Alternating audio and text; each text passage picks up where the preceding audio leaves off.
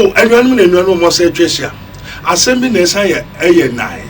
Now, you call partners, you who never be in any bit to one kind, but they tell you the Cacraca Crammer.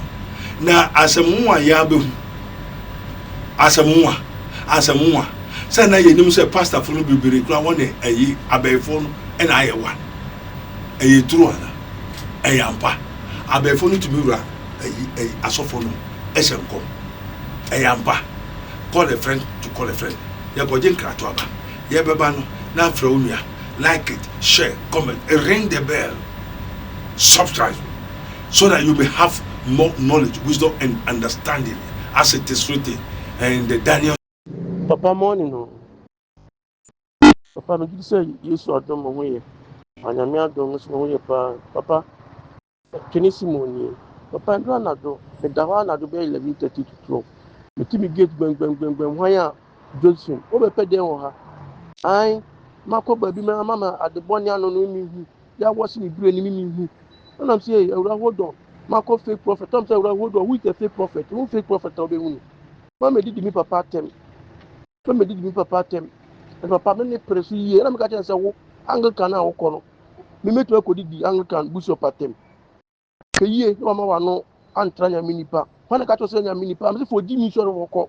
Me transfer me didi. Me papa tem. Who are you? Free me chen ko. Me press sa papa.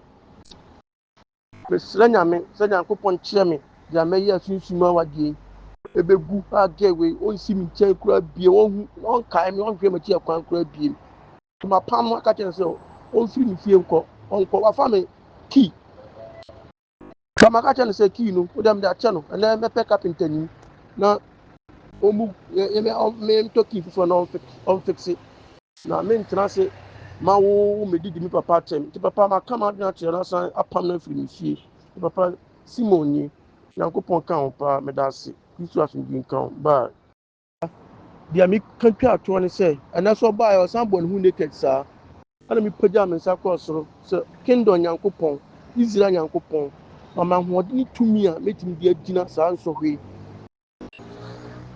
se na me so Israel nyame kingdom nyame so mama hodin honhom a metimi dia gina sa nsohwe e ba me so sa mpa ye na papa e boy na nyame adon pii ansi ama mapam no so nko papa nyame na me dana sim da se da ma nyame da se da pa ma nyame da se da ma nyame nyame nka ho no mo ho ban no mpie wani sa bo de no mpie waso sa die bi be hunta wasase tu bia nyankopon oni kiro no mfa wo so na fa gye papa na me sira obebre sre igusu sre double overtaking anointing na Elijah impart my last no wo de nye double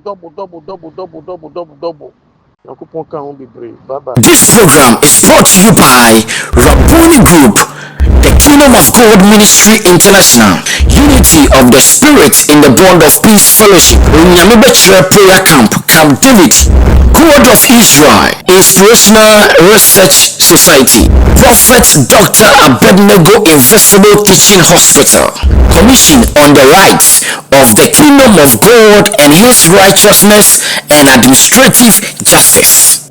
Rabboni Supernatural Intervention, Ele Hadi, Bahrain University, Prophet Dr. Abednego School of Giftology, Rabboni Spiritual Research and Divine Medical Laboratory, Mystery TV.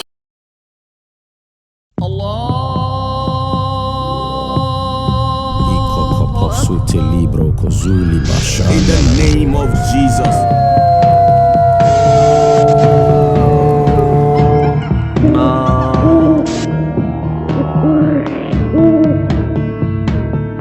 Without shedding of blood, there's no remission of sin. Yo, and I know the radius is somewhat trained my Yakoji and Kratuaba. Now, also in the last days, Daniel chapter 12, there shall arise, increase more knowledge. Why more knowledge, wisdom, and understanding? If you say in some baby, air cosus saying, you be saying, no, Obi no dey na asem be dey ready. And Naturally, they will call it the glory. The new name be Ayabasa. And I'm so ready.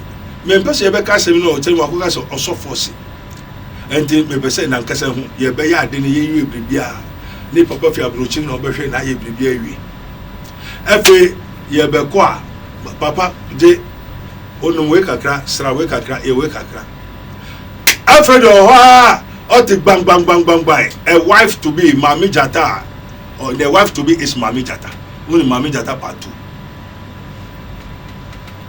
Hey, I'm for the work. I'm not suffering. I do when you mama. Why do you know Mafa? Why do you suffer? And make us say, a wife to be Mame Gyata in the second coming of Mame Gyata. Now, offering, Otitim, no friend named Mame, Nina Nasamai, and Samanfo, Abosumfo, and Wawun and Ponchin and Krama, and so, anti day. And I feel it, buy. What be share a blanty? Ababano, Oside, say I didn't know.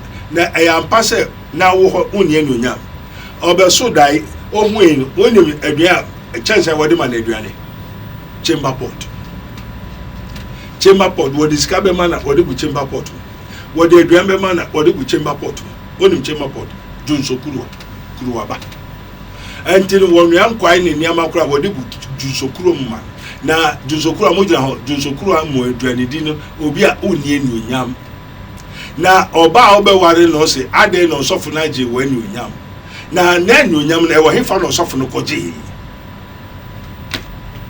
papa wani onyam na wani onyam ade na wo bibia enye for several years so ni ababa na trance o twempra fa guest bebere so awo ade awo only obi anwo ye no we said obema ne bema e wo hina Mame Gyata a wife to be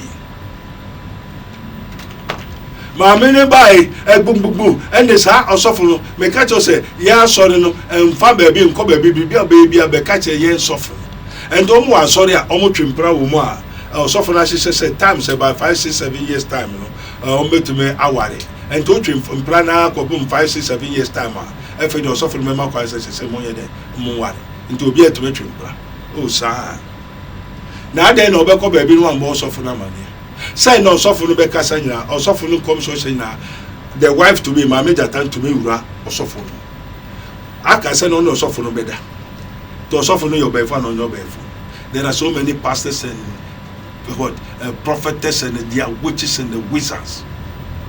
Hey, ababai anaju 1 to 2 o'clock no about what be done who naked say boy no nenda by force na boy no so on ya de biansa get number several times abe two keys afi say dey tell boy no na boy ni say osofo say so bompa o bompa bo o rade ni to twa rade say debi osofo be ni go no say o ne menda so hey bisa yin say o won na say na say no dey there a wife to be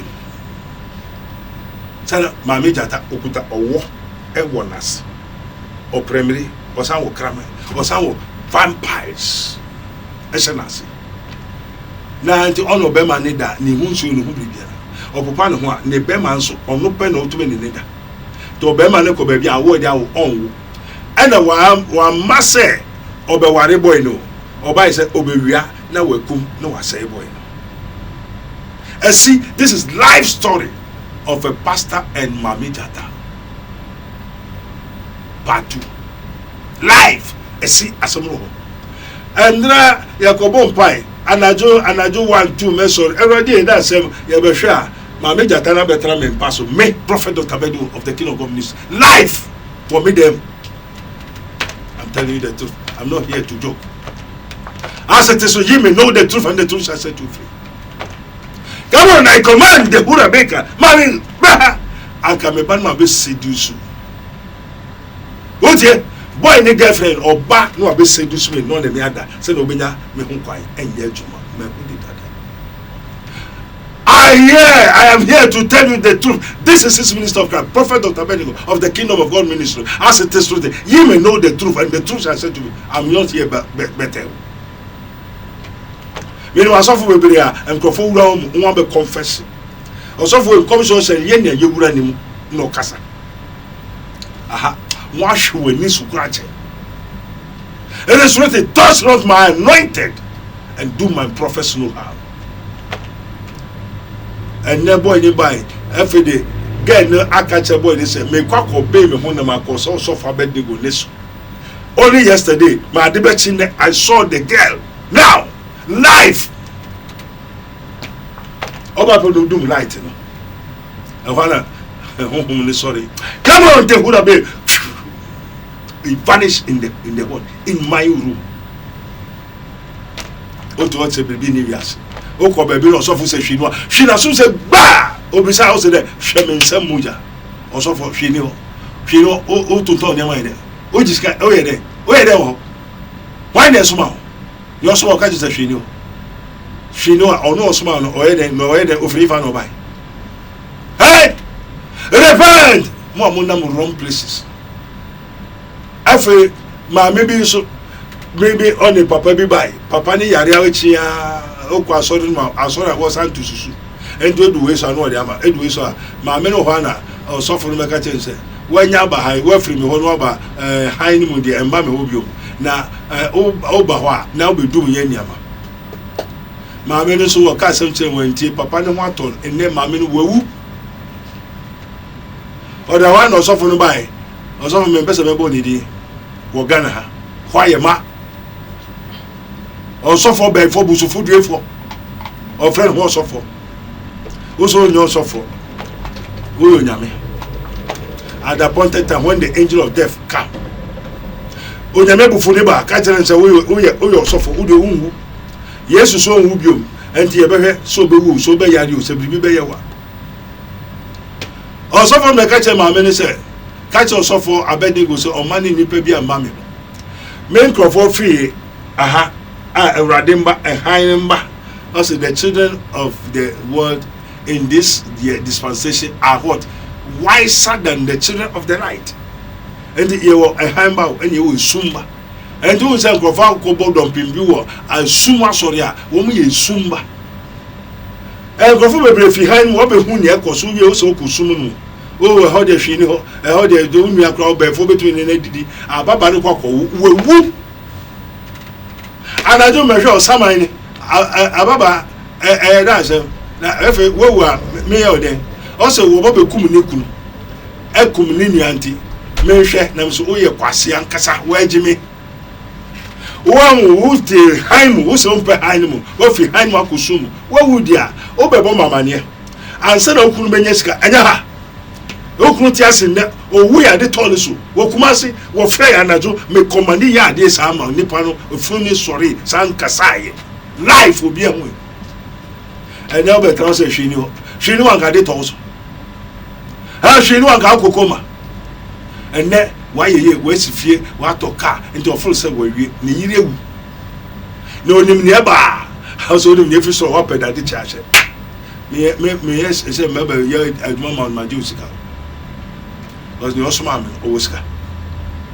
So me nye begging geology. I'm not the ghost who begs. Abusum and the stress radio. Oba breme amije ezomi. Akpele kakra, walk kakra, mango kakra, okobusum ya no obejine ma ye busum no srade. So every busum voodoo enu obiara. Me voodoo enu obiara wa me no yi. They beg. Se bosom ma usika okowie sika no de brɛ bosom ma oba okofo obi ba okraman ogo insuo bi ba bosom no they did not create nothing and obi akodi skedura sika no me ye ko free bi motia no ko fa America sika ya America sika wo bottom ayema o se okwa ba kokra ye plan motia American what central bank eno nko bu ani no mu wie sika nti bosom sika bi okowie ai. And also, there's time for you to pay back. That's me. Yes, can one mama ya kwanche ya kotonia man na area. What am I going to pay back? So you pay back. Cause we go yes can.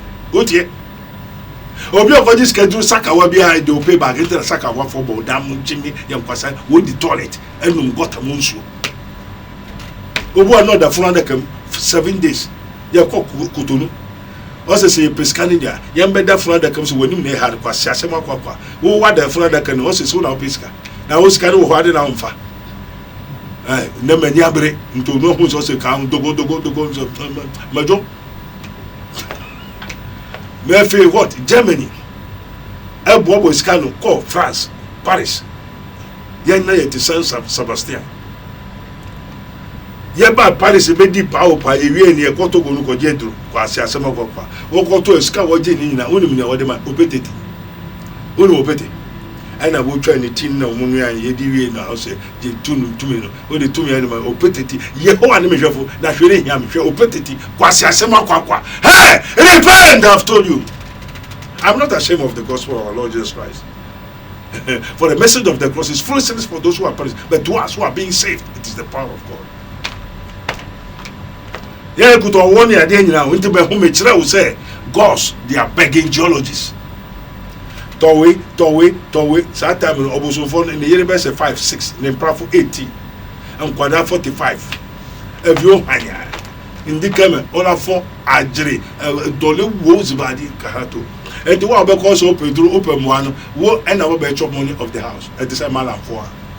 Once the paper for almost as I guess, a gin in the stress I guess. O command and Obosumo, Obertoni Amasa, Bribia Alberto, Bribia or Yama Bertosa, and Yarisao, Yare Kutu no de. Amen. Antino, Yebe Shane, Sasamudi, Eyu. Now, why Jesus Christ is called King of the Jews before he died? And you have a church. Amen. Tam chuku. Tie. Listen. Like. Share. Comment. Subscribe. Call a friend to call a friend. Tell a friend. Faith comes by hearing. Oh, Sambo. And you may know the truth, and the truth shall set into open to you. So I'm coming to you in your house. Faith comes by hearing, and the hearing of the word of God. Holy Ghost, take control, Spirit of the living God. Our Father which art in heaven, hallowed be thy name, thy kingdom come. Jesus Christ, the Son of the living God, he was called the King of the Jews. That is BC. And Son of Christ, Obewun, new friend, the King of the Jews. Until he came purposely for the Jews. The Jews are the sons of God. That's why I call the Gentiles and the rabbis, the other people, the Christians, dogs and swines.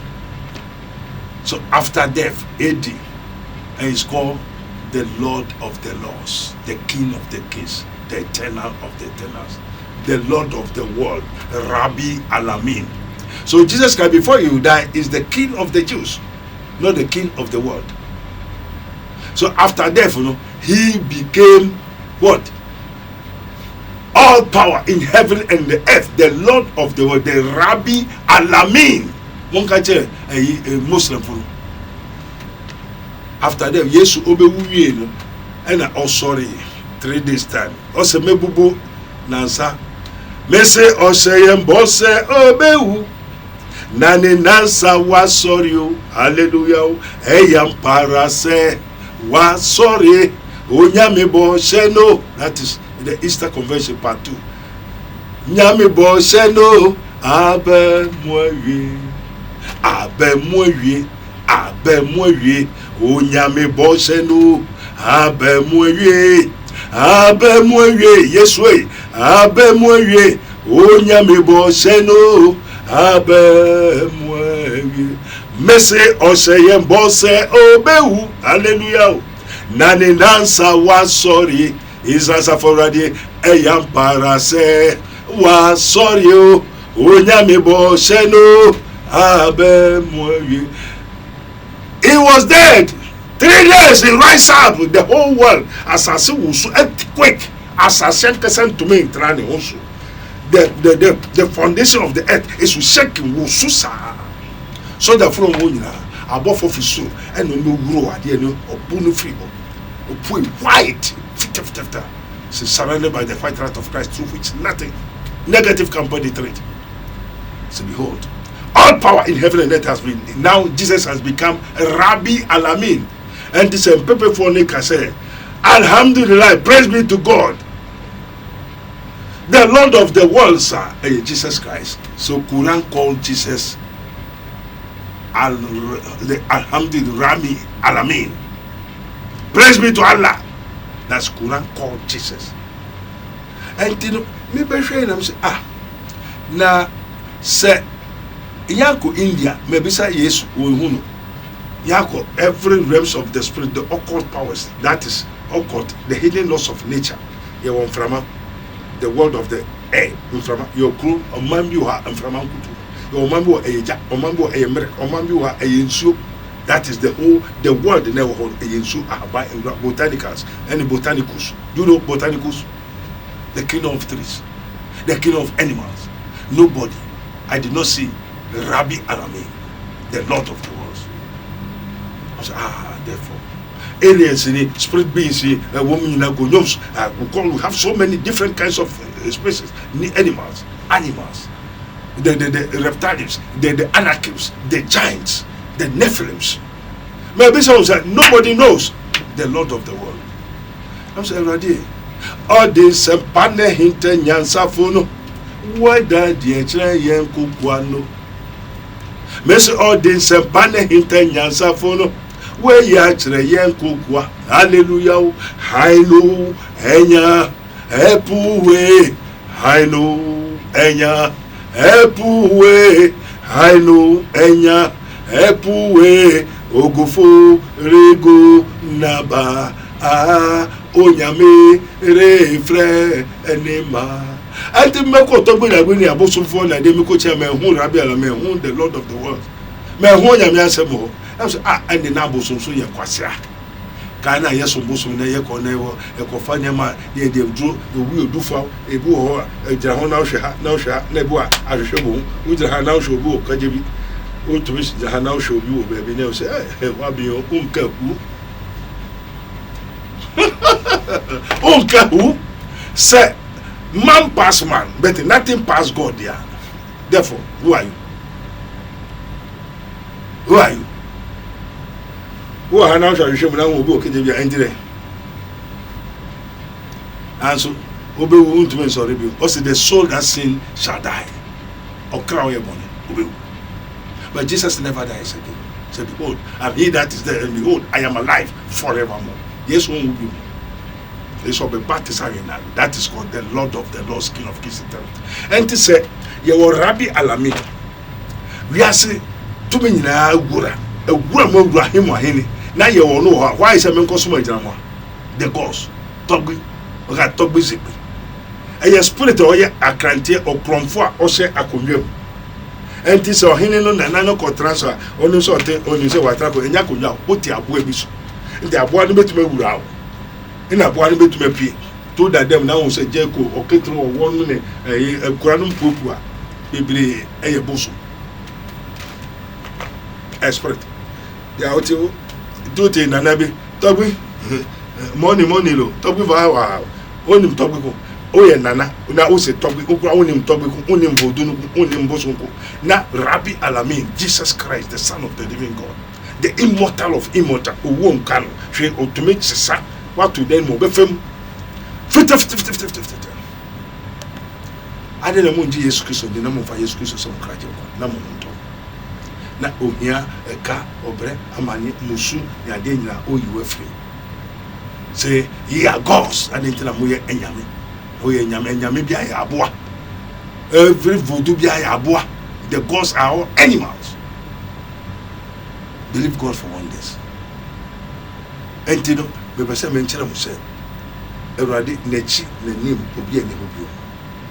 Na niamede ja on say like, share, comment, subscribe.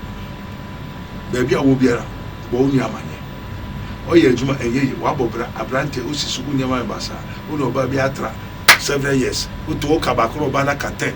You under control. Ubema yetumi yi ni paso unai ukon unsa me hu bebre meye eno adwuma na ye wa.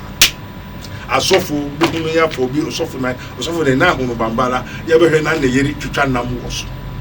Mame bi wanwo tam ye costo. Mame say no bra obre so ni ba o sampa. Na wa hwe ne niamba akọ university ma bi no ma wo. So mami I said that one better also will be try online. Also that time na me nye prophet but na spirit no wo meso. no so enya ni nuanu ma no ye mpo de ono ko hwa eye na hometo hwe se sa abiri ebi oba na jo 11 12 asoro di nyama be hye coast so na no mo so mo ko meeting on ko eno ho asem no mo kan se waboa wo mo akomwe na beye no okuta no no so betumi akoda abaifo na sese wo a wo boa no hwe no ko school university na ne wa anyem awo wanye obi hwe no na wo hwe no sa hwe ne ba asa hwe ne maame ase no bedan so oba betwa wo nan dia koma abaifo maame ni taking it for granted mi sisa wo yo na kaba so na ko le hato abaifo Gidi Koko, I have for some fee. Get the hands for Satan. Free move, come out from this kind of Babylonian churches and the pastors and the teachers and prophets. Sasu Susona Kunayatro, I beg for Boots and Fogutu. Miss Abbey for one is sorry for neighbor. Maybe is sorry for 90. Or Babia also away a prophetess, oh, one day, or beg for. Many only consume yet, me from den chamber, no man in Kusia, snap, Asia, yes, or a danger. Yes, on Busia, on way, and Pamon Noma and Kushakoko, a bosom. As a mammy, near Mehuni, I am maybe cross on time, make one name coming in semi obey for because me that I am one. And Tino, maybe say Chinchia, Obinia Nino, said I so. So then I mentioned, then they harm you. After that committee, I was a mamino, the 9 and the Yana Kurubia, but now to Titina or the hospital. 3 days, hey, time in net one time. I mean, Obephobia, what you know, did I was to say, oh, yeah, Ukumusia, and not Uku, or real now, and so we have people who eat up my people as they eat bread. Be very careful. With a member who buy, with a minka, who here, Prophet Dr. Bengo, Invisible Teaching Hospital. There was someone where the numbers and better was telephone, Bibiara, or Metro, Unyamisrai, Unyaminka, more hospital, more baby, a muti, Unyamiasem. Unyamisra Dominica, I say run for your life. Kai Obofo and Tibum Asana Daboni. Amen. Bye. Onuya impenifo say pintia sase ena wakwa. Sanso ena impenifo sanka say senka wiase bibi ni wa enkeda anka yanto yaprum. Eno nti onuya obobra na niema enkoye emfama wa. Bibia ore onsabesom bia no na asai. Wadwuma sam enkoye. We kire say ahonhom ene sunsum bi asore ede etiawo nanso tro kronkron na mayate ase se mempene ma before entenase eno nti ene duei mekanfo Prophet Dr. Abenego Invisible Teaching Hospital ede amao na Prophet Dr. Abenego Invisible Teaching Hospital de ye fra o se abefo suro de yinta ebeda edi de esie ebeba aponten abonsafo no o ma me papa kwa ni oturu beda o ma me wobushoni unia bi ni beda o ma ho na ma ya o ma bibi ayo sa de na eba wusum enya de papa eye okra no na wobusu tata for bad people who usually pretend to be good and the ugly people who hide their ugliness by dressing themselves beautifully. I've told you when you busu kasache sorry me so na make kasa God is still revealing.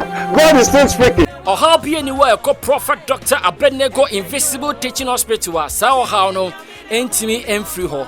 Eno nti onua maintenance tutumika na kopiemo ewo insawam adwagiri oreku liberty. Nafa wo hawo wa manie watete onkonanda wa pinisie ekodan Prophet Dr. Abenego Yankopon ebefa ne so ayowie fra Prophet Dr. Abenego ewasa numbers we so 020-8599-576 020-8599-576 and 0278-977-215 0278-977-215 Afuwe dear enough is enough. Yako Prophet Dr. Abenego Invisible Teaching Hospital akope faudie